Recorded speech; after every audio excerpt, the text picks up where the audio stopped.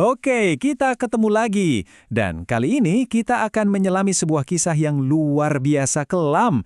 Kisah yang dibentuk oleh ambisi, pengkhianatan, dan sebuah visi besar yang lahir dari kegelapan. Inilah perjalanan tragis dari seorang Yu Zhong, sang naga hitam. Nah, kalimat ini benar-benar inti dari segalanya. Ini adalah cerita tentang seorang pahlawan atau mungkin antihero yang percaya bahwa untuk membangun dunia baru yang lebih kuat, dunia yang lama itu ya harus dibakar habis dulu. Jauh sebelum bayangannya jadi mimpi buruk bagi banyak orang, Yu Zhong adalah harapan. Dia adalah fajar baru bagi negerinya. Yuk kita kembali ke awal saat dia masih dikenal sebagai murid emas dari Chadia Riverlands. Dia ini bukan murid biasa loh. Dia itu bintangnya. Permata dari Chadia Riverlands yang digadang-gadang bakal jadi pelindung terhebat di masa depan.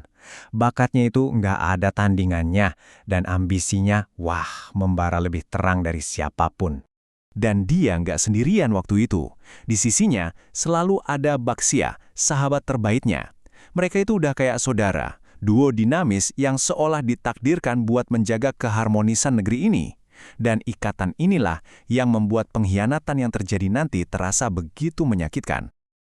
Tapi, di balik citra murid teladan yang sempurna ini, sebuah ideologi yang radikal mulai tumbuh di benaknya. Sebuah visi yang pada akhirnya akan menempatkan dia di jalur tabrakan dengan semua orang yang pernah ia sayangi. Nah, disinilah akar konfliknya mulai kelihatan. Gurunya, Sang Naga Agung, percaya pada keseimbangan dan harmoni membiarkan dunia berjalan secara alami. Tapi di mata Yu Zhong, cara itu adalah sebuah kelemahan. Baginya, kedamaian sejati itu hanya bisa diciptakan lewat ketertiban mutlak di bawah satu kepemimpinan tunggal, yaitu dirinya. Ini yang penting buat kita pahami. Yu Zhong itu nggak pernah melihat dirinya sebagai penjahat, sama sekali. Di dalam pikirannya, dia adalah seorang visioner yang berani. Semua kehancuran yang dia sebatkan, itu cuma harga kecil yang harus dibayar, sebuah pengorbanan yang perlu demi tatanan dunia baru yang jauh lebih agung. Karena didorong oleh keyakinan barunya ini, Yu Zhong akhirnya ngambil satu langkah fatal. Langkah yang bakal mengubah takdirnya untuk selamanya. Sebuah langkah yang merobek sumpah setia seorang murid dan menghancurkan ikatan persaudaraan. Inilah tujuannya, Reverse Scale. Sebuah sumber kekuatan kuno yang sangat terlarang. Yu Zhong percaya cuma dengan kekuatan ini, dia bisa berevolusi menjadi naga hitam legendaris. Makhluk yang cukup kuat untuk memaksakan visinya kepada dunia.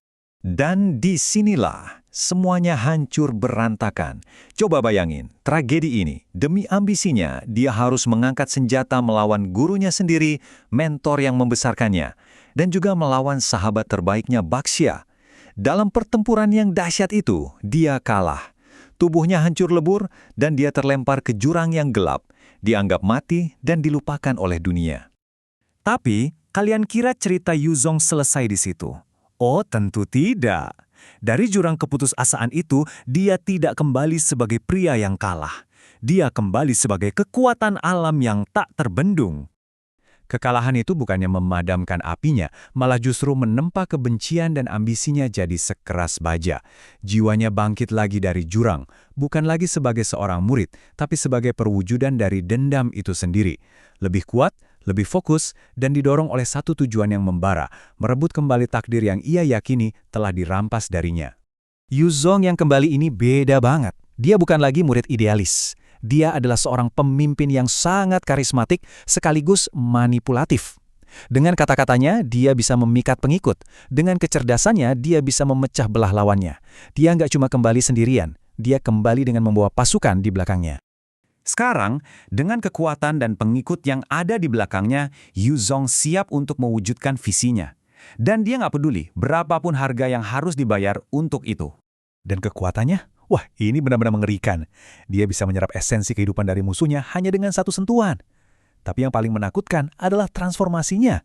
Dia bisa berubah jadi naga hitam raksasa yang menebar teror dari langit, menghancurkan formasi lawan, sebelum akhirnya mendarat lagi ke bumi sebagai prajurit naga yang gak bisa dihentikan. Tindakannya ini tentu saja mengirimkan gelombang kejut ke seluruh negeri. Buat Baxia, dia adalah saudara yang hilang dan kini jadi musuh bebuyutan. Buat Zilong, dia adalah seorang tiran yang harus dihentikan. Dan buat Wan Wan, yang dulu pernah menolongnya tanpa sadar, Yu Zhong adalah sebuah paradoks. Monster yang menakutkan, tapi juga pemimpin yang entah kenapa mengagumkan. Perlu kita ingat sekali lagi, dia ini bukan seorang anarkis yang mau melihat dunia terbakar begitu saja. Dia adalah seorang arsitek kegelapan. Dia menghancurkan hanya supaya bisa membangun kembali sesuatu yang baru dari puing-puingnya, sebuah tatanan dunia yang ia yakini jauh lebih superior. Jadi, akhirnya kita sampai pada pertanyaan pamungkas. Apakah Yuzong ini cuma monster yang dibutakan oleh ambisinya sendiri? Atau jangan-jangan, dengan semua cara brutalnya itu, dia adalah kekuatan perubahan yang memang diperlukan oleh dunia yang sudah rapuh? Nah, jawaban itu saya serahkan pada Anda untuk direnungkan.